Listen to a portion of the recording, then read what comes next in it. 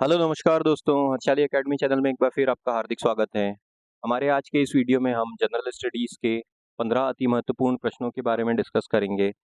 हम जानते हैं कि जनरल स्टडीज़ का जो सेक्शन होता है वो हर एक एग्ज़ाम के लिए काफ़ी ज़्यादा इम्पोर्टेंट सेक्शन होता है। इस सेक्शन में क्वालिफ़ाई किए बिना किसी भी एग्ज़ाम को क्लियर करना असंभव है। इसी चीज़ को ध्यान में रखते हुए और आगामी जो परीक्षाएँ होने वाली हैं, उनको ध्यान में रखते हुए हर्षाली एकेडमी आपके लिए वीडियो सीरीज़ लेके आए हैं, जिसमें हम प्रतिदिन हमारा प्रयास रहता है कि प्रतिदिन हम एक वीडियो पोस्ट करें, जिसमें हम जनरल स्टडीज़ के प्रश्नों के बारे में चर्चा करेंगे। हम उस प्रश्न के उत्तर के साथ-साथ उससे जुड़े हुए अन्य इम्पोर्टेंट की फैक्ट को भी रेगुलरली डिस्कस करते हैं, ताकि प्रश्न से संबंधित अन्य फैक्ट्स पे, अन्य पॉइंट्स पे भी अगर हमारे पास अ अ, आगे आने वाली परीक्षाओं में कोई प्रश्न आता है, तो हम उसे हल कर पाएँ। तो आइए दोस्तों, हमारा आज का वीडियो शुरू करते हैं। आज का हमारा जो पहला प्रश्न है, उसमें हमसे पूछा गया है, भारत के इतिहास में किस काल को दिल्ली सल्तनत काल के नाम से जाना जाता है? Which period in India's history is known as the Delhi sultanate period? तो सही उत्तर हो जाएगा इसका सन 1206 एडी से 1506 एडी तक का जो पीरियड है उसे दिल्ली सल्तनत काल के नाम से जाना जाता है। इस दौरान जो दिल्ली पे शासन था वो अलग-अलग वंश के राजाओं का था, मुख्यतः मुस्लिम राजाओं का था और इस पीरियड को दिल्ली सल्तनत काल के नाम से भी जाना जाता है। अब इसको और डिटेल में पढ़ लेते हैं। देखिए, the reign of sultans of 5 dynasty that ruled India from 1206 to 1526 is called the Delhi sultanate period. सो अब देखिए, जो सुल्तान्स थे, 5 अलग-अलग वंश के राजा थे। सुल्तान थे मुस्लिम समुदाय के, जिन्होंने सन 1206 से लेके 1526 तक दिल्ली पे अपना शासन किया और उसके माध्यम से पूरे देश पे अपना शासन किया। इस पीरियड को दिल्ली सल्तनत पीरियड कहा जाता है। और डिटेल में पढ़ते हैं। After the invasion by Ghurid dynasty 5 dynasties ruled over the Delhi sequentially. So Ghurid dynasty मतलब जब मोहम्मद गौरी ने आक्रमण किया था और तराइन का युद्ध हुआ था सन 1192 में। उसके बाद फिर उन्होंने जो अपनी सत्ता की कमान है वो कुतुबुद्दीन ऐबक को दी थी। जो कुतुबुद्दीन ऐबक है वो ममलूक डायनेस्टी या फिर गुलाम वंश के संस्थापक के रूप में जाने जाते हैं। उन्होंने सन 1206 से लेके 1290 तक शासन किया। उसके बाद खिलजी वंश ने 1290 से 1320 तक, फिर तुगलक वंश ने 1320 से 1414 तक, फिर सैयद डायनेस्टी ने 1414 से 1451 तक और फिर लोधी डायनेस्टी ने 1451 से 1526 तक। इसके बाद मुगलों का शासन शुरू हुआ। तो ये जो 5 वंश हैं, इन्होंने जब शासन किया सन 1206 से लेके 1526 तक, उसे दिल्ली सल्तनत पीरियड के नाम से भी जाना जाता है। आगे चलते हैं दोस्तों। हाँ, अफीम युद्ध अंग्रेजों और किसके बीच लड़े गए थे? Opium Wars were fought between British and हुम। तो सही उत्तर हो जाएगा इसका ऑप्शन नंबर डी, चाइना। चीन और ब्रिटिशर्स के बीच में ये जो युद्ध लड़े गए थे 19वीं सदी में, उन्हें अफीम युद्ध के नाम से भी जाना जाता है। और डिटेल्स में पढ़ लेते हैं। The opium war were 2 Wars fought between the Chinese Qing dynasty and Britain. तो चाइना की जो क्विंग डायनेस्टी थी, क्विंग वंश था, उनके बीच में और ब्रिटेन के बीच में यह युद्ध लड़े गए थे। Both the war were a result of Qing dynasties attempts to curb the opium trade. तो अब उस समय हो क्या रहा था? हमारे भारतीय उपमहाद्वीप में भी ब्रिटिश शासन था, ईस्ट इंडिया कंपनी और ब्रिटिश शासन था। उस समय जो ओपियम है, ओपियम का कंजम्पशन और सप्लाई चाइना में काफ़ी ज़्यादा हो रहा था और चाइना के समाज को उससे दिक्कत देखते हुए, उससे खतरा देखते हुए, वहाँ की जो उस समय के शासक थे क्विंग डायनेस्टीज के, उन्होंने ओपियम के ट्रेड को काफ़ी हद तक खत्म करने की कोशिश की। काफ़ी ज़्यादा स्टॉक जलाया गया और स्टॉक को नष्ट किया गया।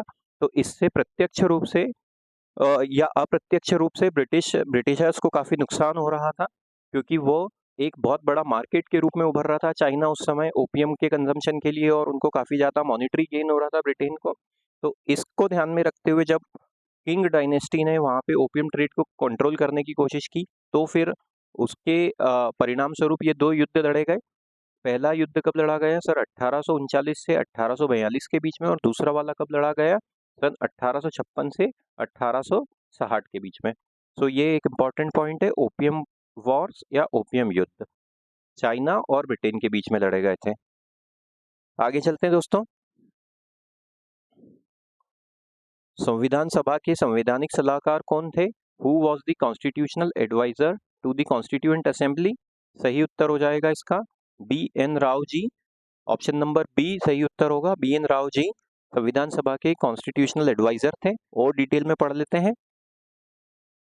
B N Rao ji Benegal Narasimha Rao was appointed as the constitutional advisor to the Constituent Assembly in formulating the Indian Constitution in 1946। तो 1946 में भारतीय संविधान की रचना के लिए उनके जो संवैधानिक सलाहकार के रूप में नियुक्त किया गया, वो किसको किया गया? बी एन राव जी को नियुक्त किया गया। उनका पूरा नाम बेनिगल नरसिंह राव है। He was responsible for the general structure of its democratic framework of the Constitution and prepared its initial draft in February 1948। तो उन्होंने फरवरी 1948 में पहला ड्राफ्ट, पहला प्रारूप तैयार किया था हमारे देश के कॉन्स्टिट्यूशन का, और this draft was debated, revised and finally adopted by the Constituent Assembly of India on 26 नवंबर 1949। तो 26 नवंबर 1949 को अंततः जो उन्होंने ड्राफ्ट फरवरी 48 में तैयार किया गया था, उसको काफ़ी ज़्यादा डिबेट करने के बाद, रिवाइज करने के बाद उसको स्वीकार किया गया 26 नवंबर 1949 को।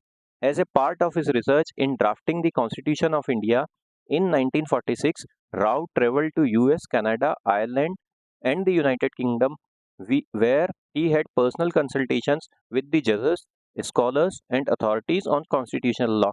तो जब उनको ये कॉन्स्टिट्यूशनल एडवाइजर बनाया गया था, तो और वो भी उनको पास भी ये जिम्मेदारी थी कि कॉन्स्टिट्यूशन को, हमारे संविधान को तैयार किया जाए। तो 1946 में उन्होंने विभिन्न देशों की यात्राएं की, कहाँ कहाँ पे? US, Canada, Ireland, United kingdom. तो और वहाँ पे वे वहाँ के जजों से मिले, स्कॉलर्स से मिले और अदर अथॉरिटीज से मिले कि किस प्रकार से कॉन्स्टिट्यूशनल लॉ या कॉन्स्टिट्यूशन बनाया जाए। Rao also assisted in drafting early constitution of Myanmar. तो जो हमारा पड़ोसी देश है म्यांमार का कॉन्स्टिट्यूशन बनाने में भी उन्होंने मदद की थी। He served as a representating delegate in the United Nations from 1949 to 1952। 1949 से लेकर 1952 तक उन्होंने भारत के रिप्रेजेंटेटिव के रूप में यूनाइटेड नेशंस में भी अपनी उपस्थिति दर्ज कराई थी। तो बी एन राव हमारा सही उत्तर हो जाएगा। आगे चलते हैं दोस्तों। झारखंड में बेहतर भाग्य के लिए निम्नलिखित में से कौन सा त्योहार मनाया जाता है? Which of the following festivals is celebrated for fertility and better fortune in Jharkhand? सही उत्तर हो जाएगा अच्छे भाग्य के लिए झारखंड में जावा नामक त्योहार मनाया जाता है। ऑप्शन नंबर डी हमारा सही है उत्तर है। और देखते हैं इसके डिटेल में पढ़ते हैं। Jawa festival is held primarily for the anticipation of first rate fertility, better fortune and healthier household. So अच्छे भाग्य के लिए और घर परिवार की समृद्धि खुशहाली के लिए जावा त्योहार मनाया जाता है। Other festivals Karam, Sarhul and Sohrai are also celebrated in Jharkhand, in which Karam festival. और कौन कौन से देखिए त्योहार मनाए जाते हैं? कारम मनाया जाता है, सारुल मनाया जाता है, सोराई मनाया जाता है। Karam festival is the worship of Karma Devta. कारम फेस्टिवल कर्म के देवता की पूजा के लिए बनाया जाता है।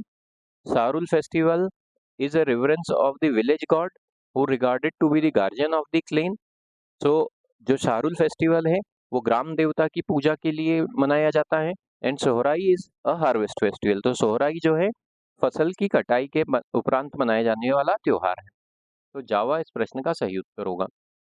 आगे चलते हैं दोस्तों।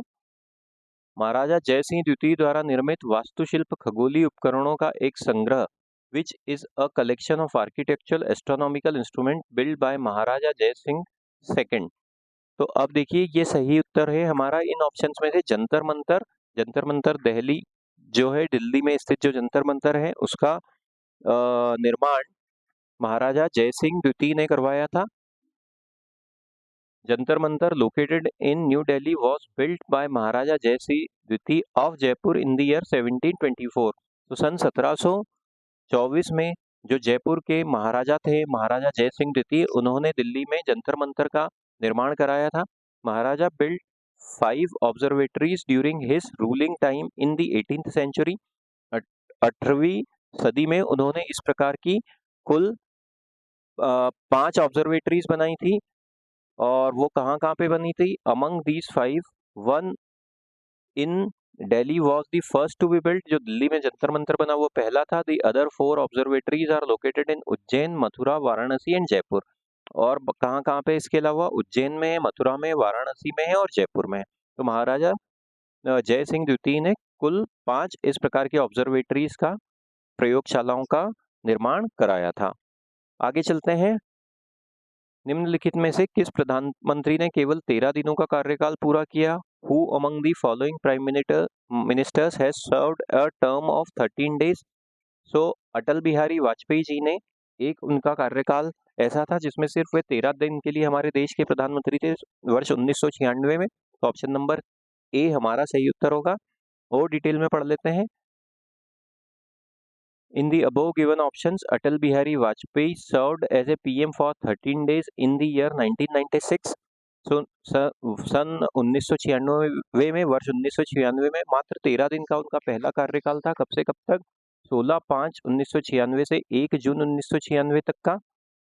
फिर उसके बाद क्या? After that he completed 2 more terms S PM। उसके बाद उनके 2 कार्यकाल प्रधानमंत्री के रूप में और रहे। पहला कब से कब तक था?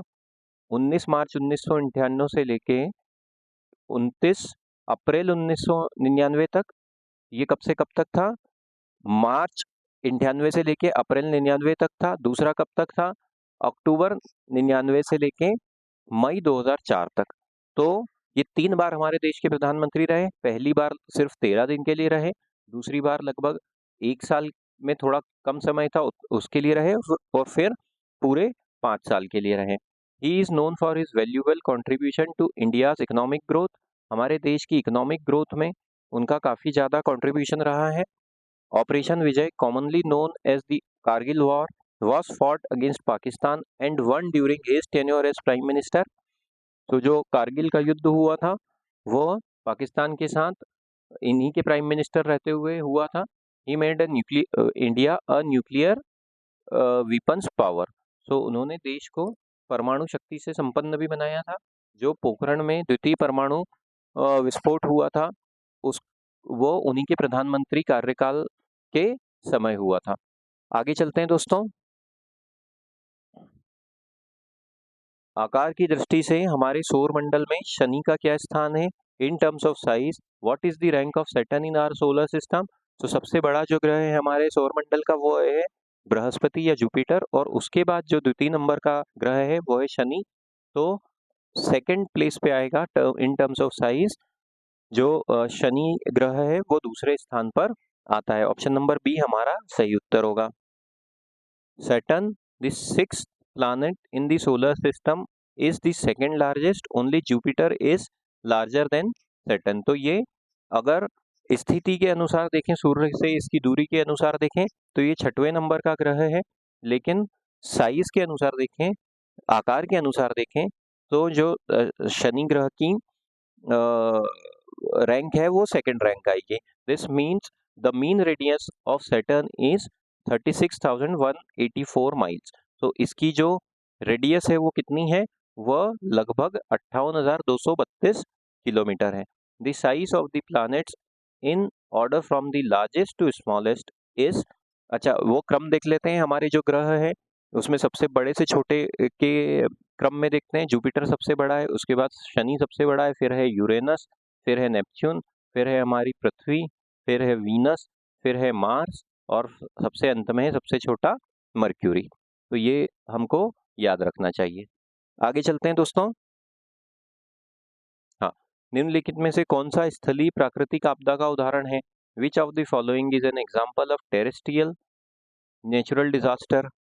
सो स्थलीय प्राकृतिक आपदा का उदाहरण ऑप्शंस में देखें तो वो क्या होता है हमारे पास, वो होता है ऑप्शन नंबर ए लैंडस्लाइड, क्योंकि लैंडस्लाइड भूस्खलन को कहा जाता है। थंडरस्टॉर्म मतलब बिजली, टॉर्नेडो मतलब चक्रवाती तूफान और बिजार्ड मतलब स्नो स्टॉर्म होता है, बर्फीला तूफान।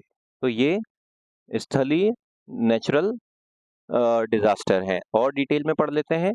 Landslide is a terrestrial natural disaster. Landslides are caused by disturbances in the natural stability of slope.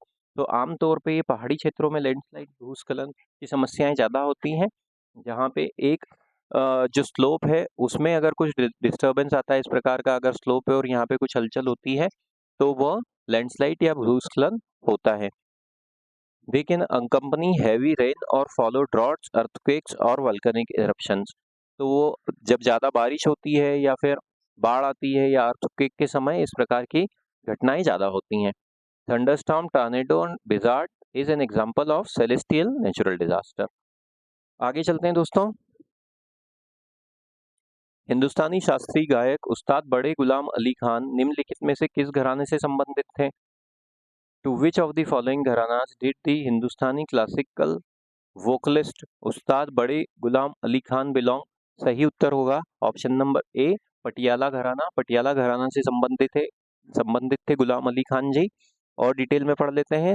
उस्ताद बड़े गुलाम अली खान जी, जिनका जीवन काल कब से कब तक था? 1902 से 1968 तक का था।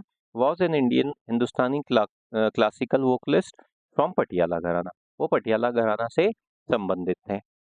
आगे चलते हैं। हॉपमैन कप किस खेल से संबंधित है? तो हॉपमैन कप जो है लॉन टेनिस से संबंधित है। ऑप्शन नंबर बी हमारा सही उत्तर होगा। और डिटेल में पढ़ लेते हैं। The Hopman cup is an international tennis tournament that place mixed gender teams on a country by country basis. So mix gender में होता है, महिला और पुरुष दोनों साथ में एक टीम के रूप में खेलते हैं और यह एक समान कंट्री से होते हैं। The championship is named in the honor of Harry Hopman, an Australian tennis player and coach. तो इस जो चैंपियनशिप है इसका नाम किसके नाम पर रखा गया है? हैरी हॉपमैन के नाम पे रखा गया है, जो एक ऑस्ट्रेलिया के टेनिस प्लेयर थे और कोच थे। It is an annual event held in Perth, western Australia in early January every year. तो ये प्रतिवर्ष होने वाली एक प्रतियोगिता है जो ऑस्ट्रेलिया के पर्थ में होती है और इसकी शुरुआत वर्ष 1989 में 1989 में हुई थी दोस्तों। आगे चलते हैं। रसायन विज्ञान में 2 बार नोबेल पुरस्कार जीतने वाले विश्व के एकमात्र वैज्ञानिक कौन है?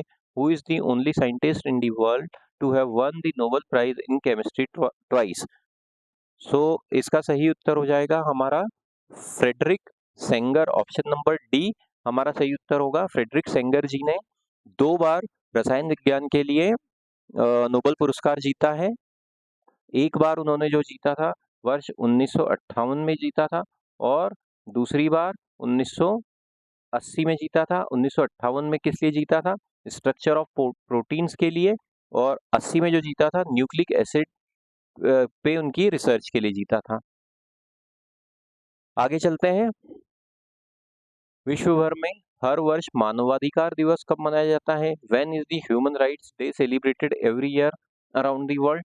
तो सही उत्तर है 10 दिसंबर को ह्यूमन राइट दिवस हर वर्ष मनाया जाता है पूरे विश्व में। और डिटेल में पढ़ लेते हैं।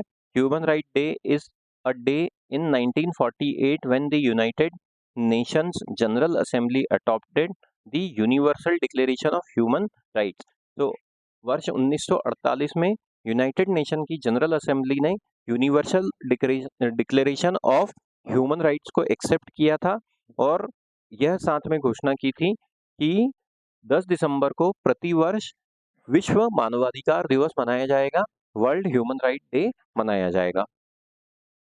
आगे चलते हैं दोस्तों। भारत हमारे देश में कौन सा दिन संविधान दिवस के रूप में मनाया जाता है? Which day is celebrated as constitution day in India? यहाँ पे ऑप्शंस गलत हुए हैं, देखते हैं इसमें वैसे इसका सही उत्तर है 26 नवंबर को मनाया जाता है। अभी हमने शुरुआत में भी पढ़ा था 26 नवंबर 1949 को जो हमारी संविधान सभा है उसने कॉन्स्टिट्यूशन को फाइनली एक्सेप्ट कर लिया था, जो ड्राफ्ट था उसके प्रारूप को स्वीकार कर लिया था 26 नवंबर 1949 को। तो इसी दिन हम, और इसको फिर लागू कब से किया गया? इसको लागू किया गया 26 जनवरी 1950 से।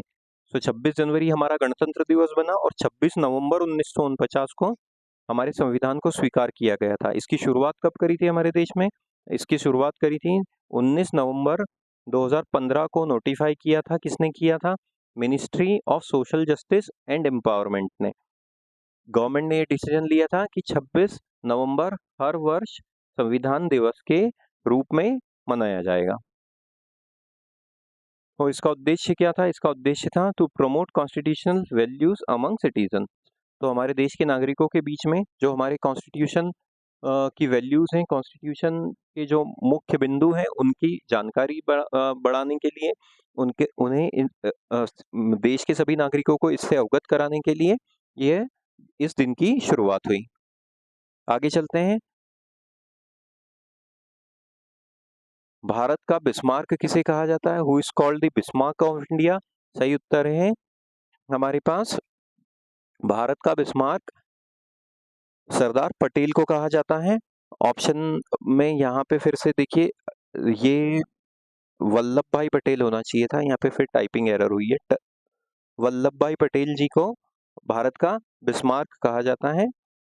वो कौन थे? हमारे देश के पहले होम मिनिस्टर थे और पहले उप प्रधानमंत्री भी थे। हमने कल के वीडियो में भी इसके बारे में चर्चा करी थी कि वो हमारे देश के पहले उप प्रधानमंत्री और देश के गृह मंत्री थे, जिन्हें भारत के बिस्मार्क के रूप में जाना जाता है और लौह पुरुष के रूप में भी जाना जाता है। आगे चलते हैं दोस्तों। भारत रत्न पुरस्कार कब शुरू हुआ? तो भारत रत्न पुरस्कार वर्ष 1954 में शुरू हुआ था। ऑप्शन नंबर बी हमारा सही उत्तर होगा। Bharat Ratna, the highest civilian award of the country, was instituted in the year 1954 2 January. 2 जनवरी 1954 को भारत रत्न पुरस्कार की स्थापना हुई थी। ये हमारे देश में दिया जाने वाला सर्वोच्च नागरिक पुरस्कार है। दिस अवार्ड, ये किस लिए दिया जाता है? This award is conferred in recognition of exceptional service performance of the highest order without distinction of race, occupation, position और gender। तो यह एक्सेप्शनल जो सर्विस रहती है या हमारे देश सेवा से संबंधित और कोई अन्य कार्य होता है, उसके रिकॉग्निशन में दिया जाता है और इसमें किसी प्रकार का जाति के आधार पे, पेशे के आधार पे, पोजीशन या फिर जेंडर के आधार पे डिस्क्रिमिनेशन या भेदभाव नहीं किया जाता है। सो ये हमारे आज के 15 प्रश्न थे दोस्तों। हम जल्दी मिलेंगे अगले वीडियो में अगले प्रश्नों के सेट के साथ। आपसे निवेदन है कि आप वीडियो को लाइक कीजिए, चैनल को सब्सक्राइब कीजिए। Thank you.